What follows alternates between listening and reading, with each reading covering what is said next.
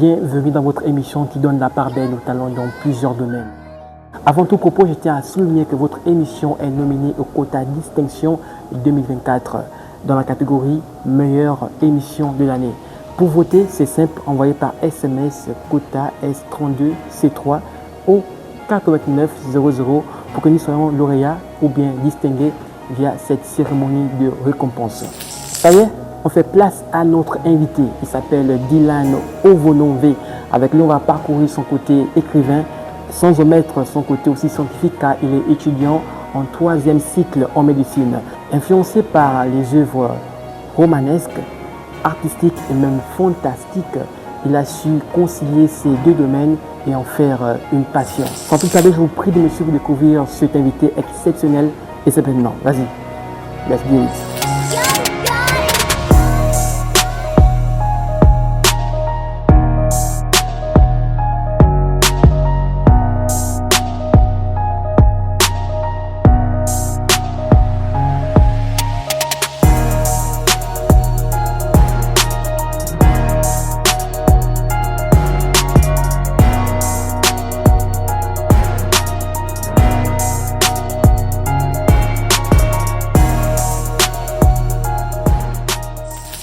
Salut chers téléspectateurs, nous sommes avec notre invité. Comme je vous ai dit lors de l'introduction, il est doctorant, mais aussi homme de lettres. Il est avec moi et ensemble on va parcourir ses aventures dans le monde de la littérature, pour ne pas dire dans le monde des lettres. Bonjour Dylan. Bonjour. Comment allez-vous? Ça va très bien. Écoute, on va se tutoyer pour rendre un peu l'interview plus fluide. Ça vous dérange pas? Pas de problème. Ça marche. Alors, tu es Dylan Ovononve, natif de la province du Grand Nord, comme on dit souvent. Alors, d'où est venue, on va dire quoi, l'envie de l'écriture est venue d'où en fait? Alors, merci encore de me recevoir. L'envie de l'écriture, c'est un peu par hasard. Okay. Il faut dire que très tôt déjà, j'ai développé l'habitude de garder un journal. On peut appeler ça un journal intime. Donc, à l'intérieur de ce journal, je recueillais tout ce qui m'arrivait en termes d'expérience, voilà, tout ce que je vivais au quotidien. Et donc, je pense que c'est parti de là, associé au fait que plus tard, je vais dire, la rencontre avec un CLAC, donc à l'époque. Les CLAC qui sont des bibliothèques un peu décentralisées dans les provinces qui permettent aux élèves de nourrir ou encore de nourrir avec la littérature, bien sûr. Très bien, voilà. Donc, tout le monde avait un CLAC qui avait été, on va dire, inauguré il y a longtemps par le président de l'époque. Et donc l'univers des livres et tout, je suis tombé complètement amoureux du livre. Et j'ai beaucoup lu. Et au bout d'un moment, je me suis dit, bon, j'ai des notes et j'aime la lecture. Pourquoi ne pas associer le tout pour écrire quelque chose et faire un travail dessus. Très bien. Alors, vu que tu parcourais les CLAC, pour ne pas dire les bibliothèques, quelles sont les thématiques ou les thèmes qui te captivaient à ces temps? Alors, à l'époque, je vais dire, j'étais beaucoup influencé par le roman déjà. Le roman, c'est vrai que, on va dire dans l'enfance, on avait beaucoup de BD qui circulaient, mais le roman m'a beaucoup intéressé. Et je vais dire un auteur en particulier, Bernard Clavel, voilà, prix Goncourt, qui m'a beaucoup influencé parce que j'ai eu à parcourir, on va dire, 4 ou 5 de ses œuvres et la manière dont il abordait certaines thématiques vivantes même. Il parlait du quotidien de certains individus. M'ont beaucoup influencé. Je veux dire le roman. Le roman. Genre les gens romanesques, t'as beaucoup plus... Voilà. Et donc par la suite, je suis tombé amoureux du genre fantastique. Les gens fantastiques. Genre fantastique, science-fiction. Et en l'occurrence, d'un auteur en particulier, parce que même en parcourant le roman, vous verrez que les noms utilisés font référence à quelqu'un. Donc celui que je considère comme étant le meilleur écrivain du genre fantastique, Howard Lovecraft. Voilà.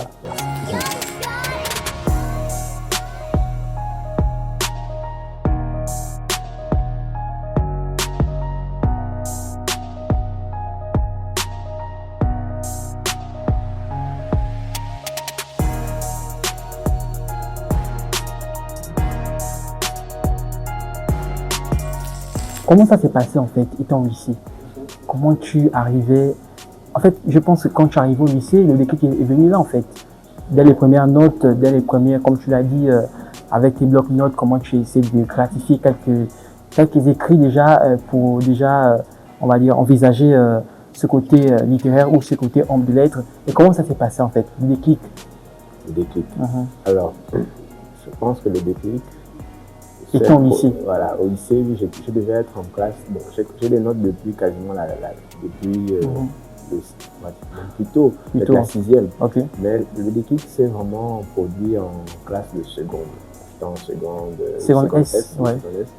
Et un jour comme ça, il y avait un carton qui appartenait à ma grande sœur avec plusieurs livres. Et je tombe sur un livre en particulier. Toujours du genre romanesque. Oui, du genre romanesque, qui traite un peu de la philosophie, de la science initiatique, beaucoup de choses. Et je le prends et je commence à le parcourir. Il m'a beaucoup intéressé, il m'a beaucoup plu. Et là, je plonge complètement dans ce monde. Je veux en savoir plus, je veux en lire davantage. Donc, je communique avec mes collègues, voilà, durant la même année, sur les œuvres, les romans qu'ils pouvaient m'apporter. Et là, je parcours plusieurs œuvres et je vais avec le claque aussi. Je m'y rends et je parcours les œuvres. C'est un peu comme ça. Très bien. Étant au lycée, comment arriver? On sait que le domaine scientifique prend plus du temps, ça demande plus de travail, plus de concentration. Comment tu arrives à concilier en fait ton côté, on va dire, passionné des lettres et scientifique? Ok, merci. Alors, c'est vrai déjà qu'effectivement la série scientifique et même par la suite l'étude de médecine et autres prennent beaucoup de temps. Mais j'ai pas forcément eu de problème vu que déjà... Tu étais génie quoi? Non, pas du tout, loin de là même. J'ai pris cela comme un hobby, c'est-à-dire plutôt que de regarder beaucoup la télévision, d'être intéressé à beaucoup de choses. Mon passe-temps, c'est-à-dire pour me détendre, je lisais. Voilà, je lisais. Et je vais dire j'écrivais par la suite, mais j'ai pris comme un hobby, donc pour me détendre, pour passer un divertissement. Voilà, c'est ça, comme un divertissement. Je lis pour me détendre, je lis pour, voilà, quand je ne fais rien. Plutôt que c'est vrai que je regarde la télévision, mais pas plus que je ne lisais à l'époque.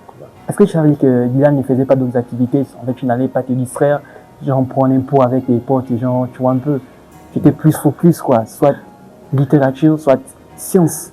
Non, pas du tout, pas du tout. Je me distrayais à l'époque avec les condisciples, comme tous les jeunes. C'est vrai que je ne sortais pas beaucoup.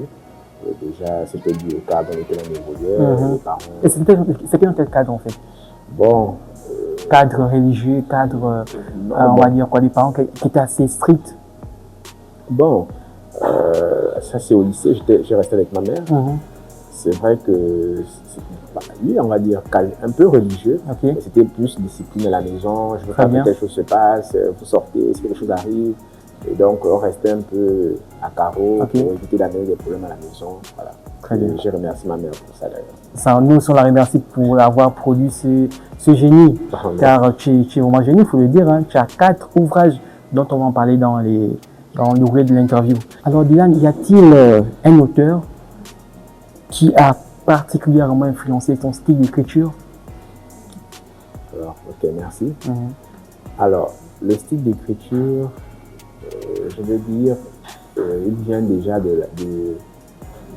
va dire, du patron des livres. On va dire ça comme ça, c'est la Bible, c'est la parole de Dieu. Maintenant, par la suite, je disais tantôt que l'auteur Bernard Clavel m'a beaucoup influencé, pas forcément dans le style d'écriture, mais dans le genre humain de ses œuvres. Voilà. Et par la suite, bon, pour ceux qui m'ont influencé pour l'auteur qui m'a influencé sur les 2 plans, c'est-à-dire à savoir le style d'écriture et même la manière de voir les choses, c'est toujours Lovecraft, Howard Philip Lovecraft, qui est décédé bien sûr il y a plusieurs années, mais dont les œuvres m'ont beaucoup influencé. Dans quel sens par exemple? Alors, déjà, il faut dire que je le découvre par le livre audio. C'est quelque chose que je ne connaissais pas, que je lisais la plupart du temps. Et c'est vrai que c'est devenu lourd en rentrant à la fac. Mais lorsque je découvre donc, les gens sur YouTube et tout ça, le livre audio, donc j'écoutais les audios, j'écoutais, on va dire, ces nouvelles. Il a complètement changé ma manière de voir les choses. Donc, le domaine fantastique, l'imagination, les adjectifs qu'il utilisait, la manière de porter un sujet, de mettre l'intrigue dans ses œuvres, m'ont beaucoup influencé. Vous verrez, je pense, en parcourant mes œuvres, que je fais beaucoup référence à lui indirectement. Pour ceux qui le liront plus tard, vous verrez qu'il y a beaucoup de références, même dans les noms, même dans certains termes. Je fais beaucoup de signaux où je lance pour dire que attention, c'est lui qui m'a influencé. Très bien. Dylan, quels sont les messages ou les émotions que tu souhaites transmettre à travers tes écrits? Alors, il faut comprendre que déjà, je compte pleinement me lancer dans le domaine fantastique, la science-fiction, l'anticipation. Ce sont des domaines qui n'ont rien à voir avec notre vie de tous les jours. Exactement. Mais avant de faire cela, j'ai bien voulu, je veux bien terminer avec tout ce qui pourrait être attaché à la partie, on va dire, humaine, ou on va dire plus implicitement à mon vécu. Et donc, les œuvres que vous lirez donc de la tétralogie gnosienne, donc gnose, c'est la connaissance. Bien sûr. Et les 4 œuvres renferment comme une sorte de fondement de ce que je suis, avant de pouvoir aborder les autres aspects que je compte faire, que je compte aborder dans quelques années, par la grâce de Dieu. Je voulais faire passer un message humain, un message vivant. Exactement. Et donc, quand vous parcourez donc les livres, vous verrez que les œuvres renvoient, les livres, les histoires renvoient à quelque chose de personnel, quelque chose qui est partagé par le commun de mortels, en l'occurrence les jeunes Gabonais, les jeunes hommes, peu importe l'endroit où ils se trouvent d'ailleurs, même que ce soit en Europe, c'est une histoire vivante qui traite du vécu de quelqu'un. Est-ce que tes études en médecine influencent tels les personnages que tu essaies de mettre en évidence dans tes différentes œuvres? Alors, non, pas forcément, je ne pense pas. Influencer, est-ce que les études de médecine influencent? Bon, c'est vrai que plus tard, je compte justement pour, on va dire, boucler la tétralogie gnosienne, terminer sur l'œuvre justement intitulée La médecine m'a fait haïr la vie.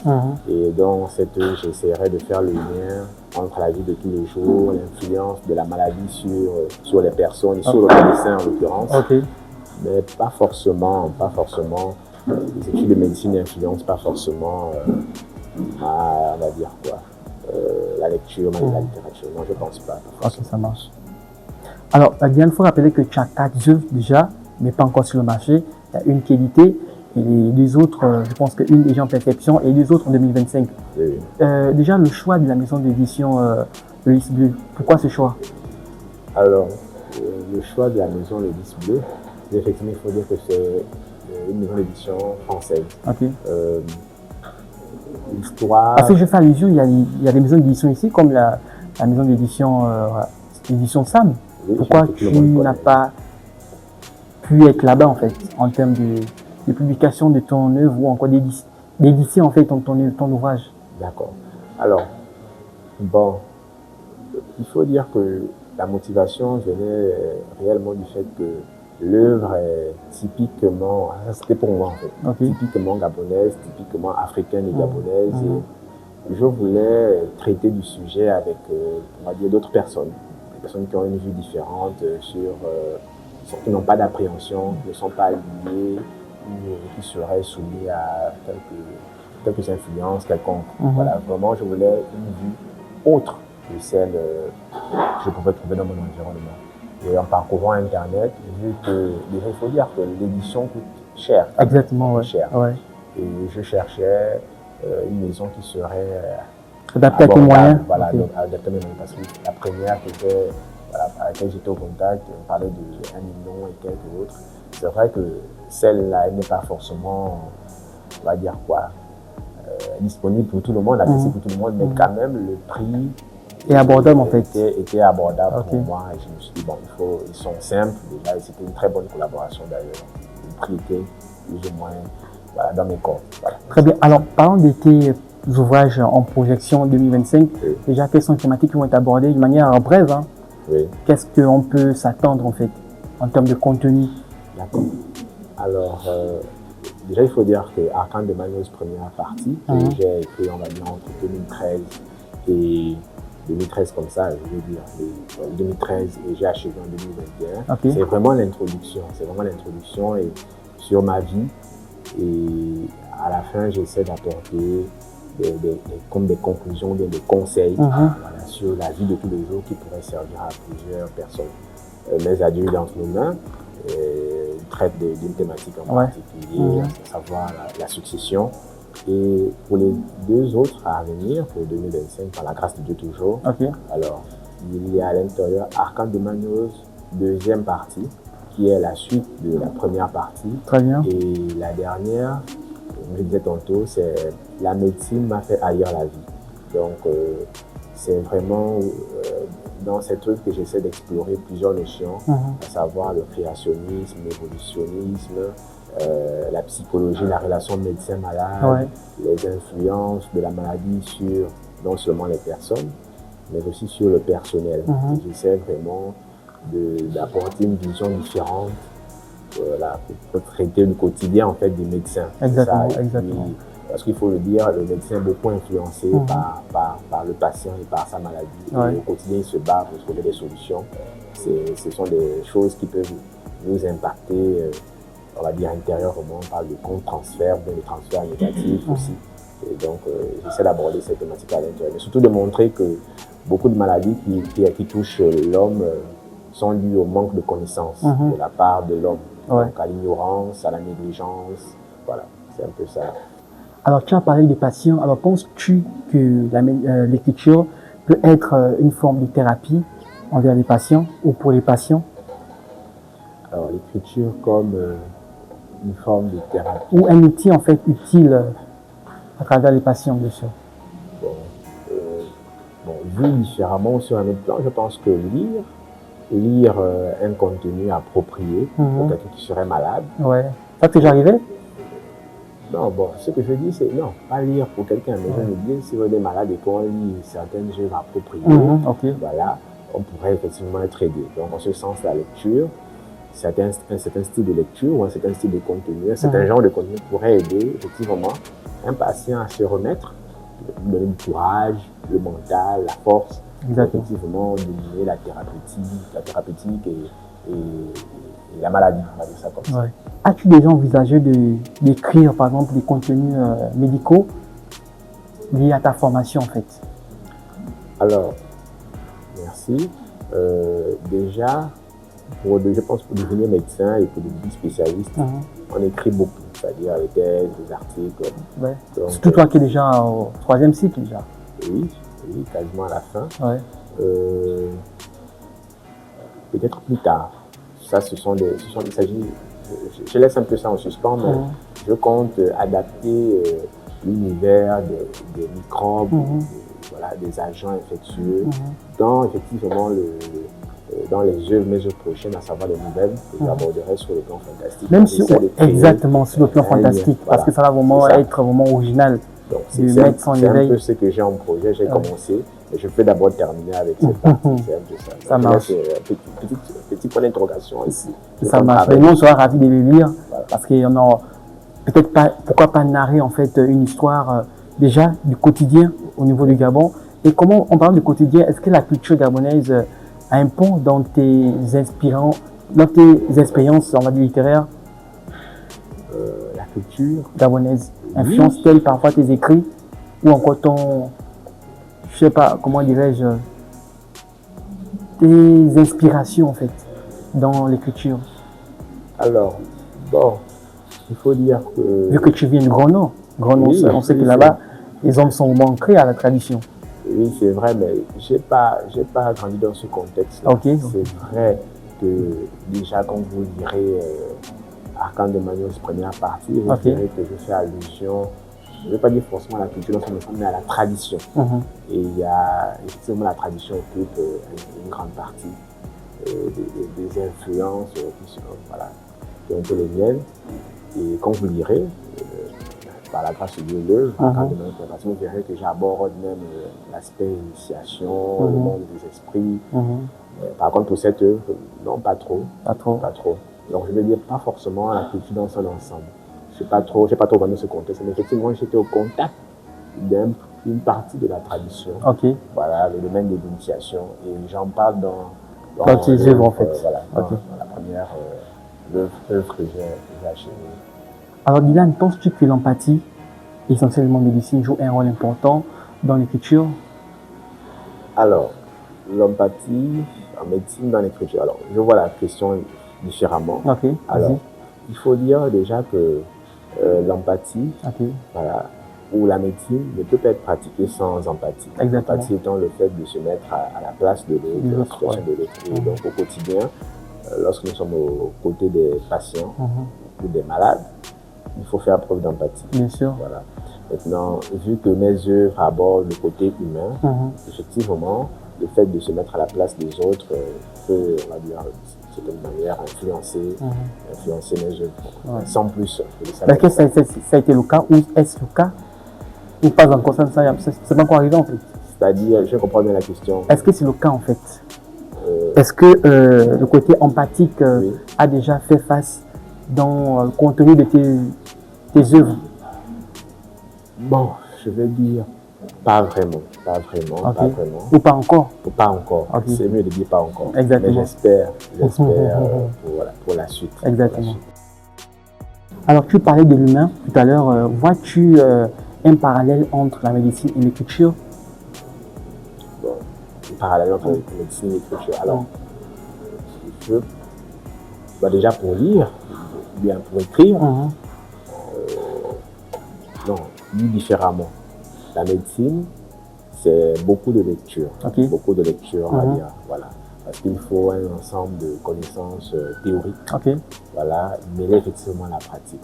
En ce sens, je pense donc que l'écriture et la lecture peut aider facilement dans la pratique médicale, dans la médecine.